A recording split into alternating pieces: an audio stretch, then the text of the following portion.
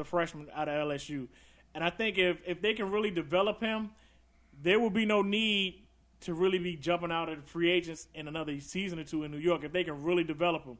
Because him, along with that length right next to Amari, and also with the other big guys, with the Italian kid they got, I mean, it can really help him. I mean, but the thing about him is you really want to develop him a little bit more and really showcase his skills on an everyday game level. Right now, he's only doing it, seems like every once in a while. And with Don Nelson, it's like Don Nelson's a great coach, but at the same time, Don Nelson isn't that type of coach that really develops great talent. Yeah, his rotations are too sporadic, especially for a young player. A young player needs consistency, a lot of minutes to know that I'm going to get in the game at this amount of minutes. I want to be able to get this many shots. So just a young player that's not a guard like a Stephen Curry or Monte Ellis is going to really struggle with a guy like Don his Ellis. System is pretty much shoot. Let's shoot. Just shoot. He's just a retarded coach in terms of big men. But as far as everything that's going on in the NBA right now, the summer league's jumping off. John Wall, man, he gave him 24 the other night. I mean, he had a bunch of turnovers, but it's summer league. I mean, it's just pretty much a summer league. Out there to get the jerseys sweaty or whatever. It's summer league. Anybody jump out there for you guys in the summer league? John Wall, of course, he looked great. Also, his counterpart from Kentucky yesterday when they played the Wizards, Eric Bledsoe. Eric Bledsoe looked really good out there running the show for the Clippers. I think that guy, I think he's one of those guys that was okay in college, but whose game is more suited for the NBA. I mean, it's hard Bledsoe was rated the second best point guard in the country when he came out of Kentucky. I mean, when he came out of high school. I mean, his game was pretty much held back a little bit in college. And a lot of scouts buying. They even had him higher than John Wall. It's hard. I mean, Bledsoe looked like I agree with you, Will. Bledsoe looked awesome. I think that his numbers are going to look a little messed up due to the fact he had a lot of big men dropping his passes. But he looked good. He looked quick. Another guy in the summer league that I was highly impressed with, 'cause I think he had 32 a couple nights ago or a week ago, was Sharon Collins, a guy who didn't get drafted. We talked about not too long ago after the draft. Yeah, had 32 points. It's a shame that he didn't get drafted. He had a stoic college career. He was clutch. He showed a lot in college. But, these days, like you said in your blog, Fish, which, again, you want to catch it, is www.urbansportscene.blogspot.com. It's called Potential. A lot of times people draft just off potential alone and not drafting people who actually have done it at one juncture in their college career or whatnot. So I think that Sharon Collins is somebody to definitely look at. Well, another guy, I mean, I haven't heard anything, but I want to check on him, see how he's doing. Scotty Reynolds. I mean, he's from the D.C. area. We were all thrown off that he didn't get drafted, period. I mean, I haven't seen what his numbers have been doing during the summer league. But, I mean, another guy, the guy to me that jumped out there is, a guy that went undrafted is the big dude from St. Mary's, Omar. I can't pronounce his last name. He's Omar. The big dude, the big center from St. Mary's that was just killing during the tournament. He's been, holding his own for the Mavericks during the summer league, and it's just like, wow. I mean, you can really see him.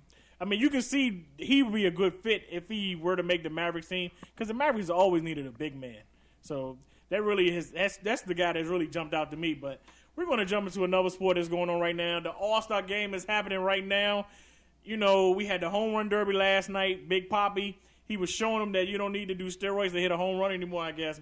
Me personally, I'm going to say I watch baseball, but I'm not a huge, avid baseball fan. To me, with the whole steroid era, I think that's kind of brought down the value of the home run derby. With guys smashing the ball out of the park, every 5 at-bats, to me, the home run derby has lost a little bit of the luster that it used to have. It used to be that the long ball was something special, and chicks did the long ball. Yeah, they had slogans about it. Chicks did the long ball. Yeah. It was something special. It was something nostalgic in the game of baseball. But now with steroids and everything, any Joe Blow can hit a baseball. Do you know why? I lost his zest for real? Because we don't got Griffey and Bonds doing a little stroll, having the hat backwards, doing it cool. The home run contest it still has its little sizzle to it.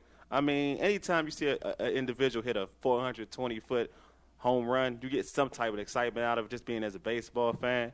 But to speaking on Ortiz for winning it, I was more watching it. I was more impressed by Hanley Ramirez than David Ortiz.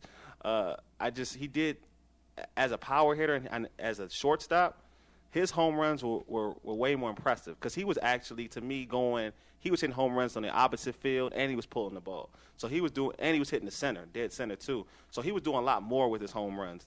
David Ortiz was just basically pulling it, just basically taking the big hack at the ball and, trying to hit a home run on the shorter side of the field anyway. So I was more impressed with Hanley Ramirez watching the home run derby.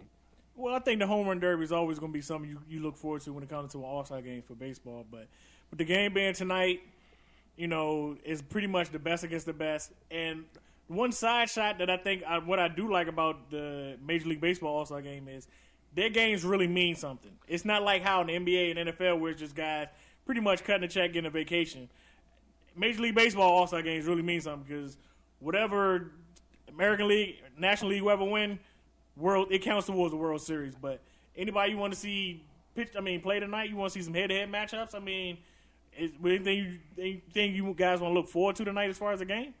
Me personally, I would like to see David Price pitch. I would like to see him go against Albert Pujols. I like to see the best of the best go at each other. I think David Price. I'm very impressed with David Price.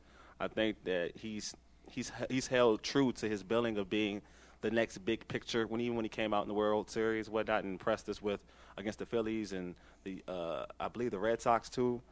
So I just want to see David Price pitch. I would like to see Joey Votto because a lot of talk about Joey Votto, and I want to see him. You don't get to see Cincinnati Reds games often, even on national TV. So I like to see Joey Votto. How about you, Will? I know you're not a big baseball fan. I know it's you be telling everybody you Dominican all the time. Any of your cousins you want to see play tonight or anything like that? Cuban. Nah, but he got African features. Yeah. Roots. Y'all are funny. Y'all are hilarious.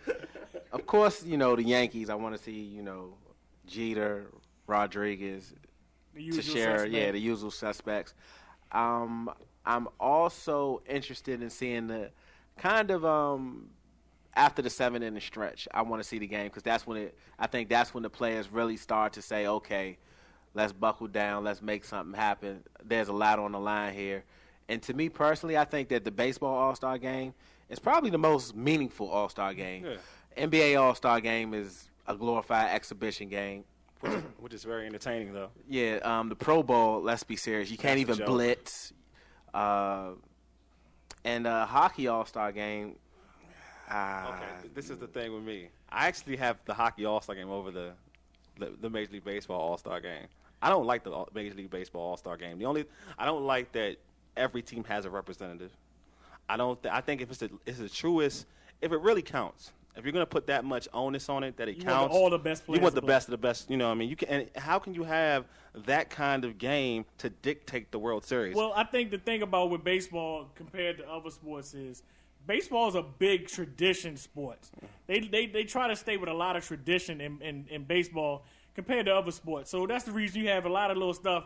It's like, why are they doing that for the All-Star game as far as having a player represent every team? Because to me, if you're on a team that's like won 20 games, like the Orioles should have no one representing. Yeah, we shouldn't have anybody. To be honest with you, they should have no one. If your team can't even win, 30 to 40 games by All-Star break, it's like, obviously y'all suck, so no one's good on this team. Yeah, you're not a real All-Star. Yeah. I'm just saying, if you're going to put that much onus on the All-Star game and have it that it counts, then you shouldn't have everybody represented.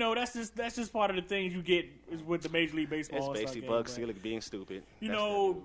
All-Star game, I think it gives you a better viewing, something to view than football and basketball because football, if they did a better as far as had something like how the home run derbies the night before, if football had something with that, the Pro Bowl would be a lot better in football. I'm interested to see it for tonight if they're going to do a tribute to George Steinbrenner. That'd be a cool thing. Of course see if they did are. That. All right, and also even though it's last minute, they will come up with something. That's cool. And to get to your point about football, man, to me, the football Pro Bowl hasn't been good since like Barry Sanders was involved, Marshall Faulk back then. It hasn't been good in a while, but with the Major League Baseball, this halfway point, who you guys got for as far as first half MVP? Who you got giving your trophies out to First half MVP, Cy Youngs. Who's jumping out there for you? I have to go for